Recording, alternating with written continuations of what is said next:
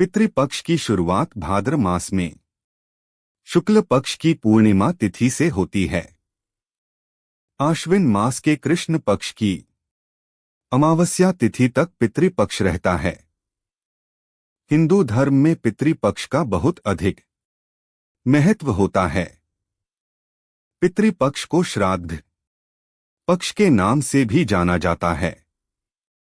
पितृपक्ष में पितरों का श्राद्ध और तर्पण किया जाता है। धार्मिक मान्यताओं के अनुसार पितृपक्ष के दौरान पितर संबंधित कार्य करने से पितरों को मोक्ष की प्राप्ति होती है। 17 सितंबर 2024 को स्नानदान पूर्णिमा लगते ही पितृपक्ष शुरू हो जाएगा। पितृपक्ष 17 सितंबर से शुरू होकर 2 अक्टूबर तक रहेगा।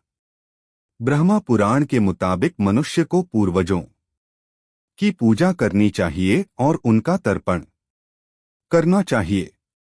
पितरों का ऋण श्राद्ध के जरिए चुकाया जा सकता है। तर्पण करने से पितरों की आत्मा को मिलती है शांति। श्राद्ध के दौरान सबसे पहले प्रातःकाल स्नानादि करने के बाद हाथ में जल, कुश, अक्षत, तिल आदि लेकर पितरों को जल अर्पित करने को तर्पण कहते हैं। इसके बाद दोनों हाथ जोड़कर पितरों का ध्यान करते हुए उन्हें आमंत्रित करते हुए जल ग्रहण करने की प्रार्थना की जाती है। मान्यता है कि तर्पण करने से पितरों की आत्मा को शांति मिलती है, साथ ही व्यक्ति को उनका आशीर्वाद भी प्राप्त होता है। ईश्वर का भजन करना चाहिए। इसके बाद अपने पूर्वजों का स्मरण करके उन्हें प्रणाम करना चाहिए और उनके गुणों को याद करना चाहिए। पिंडदान से दिया जाता है पितरों को भोजन। पिंडदान का अर्थ होता है अपने पितरों को भोजन का दान देना। ऐसा माना जाता है कि पितृपक्ष में हमारे पूर्वज के गाय, कुत्ता, कुआं, चींटी या देवताओं के रूप में आकर भोजन ग्रहण करते हैं। इसलिए पितृपक्ष के दौरान भोजन के 5 अंश निकालने का विधान है। पिंडदान के दौरान मृतक के निमित्त जौ या चावल के आटे को गूंथकर गोल आकृति वाले पिंड बनाए जाते हैं। इसलिए इसे पिंडदान कहा जाता है। भाद्रपद मास की पूर्णिमा से आश्विन मास की अमावस्या तक मनाए जाने वाले 16 दिन के पितृपक्ष में किए जाने वाले श्राद्ध हमारी सनातन परंपरा का हिस्सा हैं। श्राद्ध का विस्तार से उल्लेख द्वापर युग में महाभारत काल में मिलता है। महाभारत के अनुशासन पर्व में भीष्म पितामह की युधिष्ठिर के साथ श्राद्ध के संबंध में विस्तार से चर्चा है। महाभारत काल में सबसे पहले श्राद्ध का उपदेश अत्रि मुनि ने महर्षि निमि को दिया था। इसे सुनने के पश्चात ऋषि निमि ने अपने पुत्र का श्राद्ध किया। इसके अलावा महाभारत के युद्ध के बाद श्री कृष्ण के कहने पर पांडव अपने मृतक परिजनों का श्राद्ध सोमवती अमावस्या के दिन करना चाहते थे, जिससे उन्हें मुक्ति मिल सके। लेकिन उनके जीवन काल में सोमवती अमावस्या कभी नहीं आई। इससे क्रोधित होकर युधिष्ठिर ने सोमवती अमावस्या को श्राप दिया कि आगे से वर्ष में एक बार सोमवती अमावस्या अवश्य आएगी।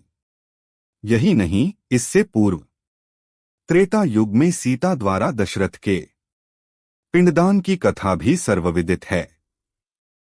लेकिन पितृपक्ष की शुरुआत महारथी कर्ण के जीवन से जुड़ी है। ऐसी मान्यता है कि कर्ण की मृत्यु के बाद जब उनकी आत्मा स्वर्ग लोक पहुंची तो उन्हें खाने के लिए सोना और गहने दिए गए। कर्ण को समझ नहीं आया कि उन्हें भोजन की जगह सोना क्यों दिया जा रहा है? उन्होंने देवराज इंद्र से पूछा कि उनके साथ ऐसा व्यवहार क्यों हो रहा है। तब इंद्रदेव ने उन्हें बताया कि उन्होंने अपने पूरे जीवन में स्वर्ण का ही दान किया, कभी अन्न जल का दान नहीं किया है। यही नहीं, उन्होंने कभी अपने पूर्वजों का तर्पण और पिंडदान भी नहीं किया है। यह सुनकर कर्ण ने कहा कि उसे अपने पूर्वजों के संबंध में कुछ ज्ञात नहीं था, इसलिए उसने कभी तर्पण और पिंडदान नहीं किया। यह सुनकर इंद्र ने कर्ण को उसकी गलती सुधारने का अवसर देते हुए 16 दिनों के लिए वापस पृथ्वी लोक पर भेजा। पृथ्वी पर आकर कर्ण ने अपने पूर्वजों का श्रद्धापूर्वक श्राद्ध किया और अन्नजल तथा वस्त्र का दान किया। यह करने के पश्चात ही कर्ण को मुक्ति और तृप्ति मिली। ऐसी मान्यता है कि इन्हीं 16 दिनों को पृथ्वी पर पितृपक्ष के रूप में मनाने की शुरुआत हुई, जिससे पितरों को मुक्ति और तृप्ति दोनों प्राप्त हो सके। श्राद्ध करने से पितरों को मुक्ति मिलती है, जबकि पिंडदान और तर्पण से तृप्ति मिलती है।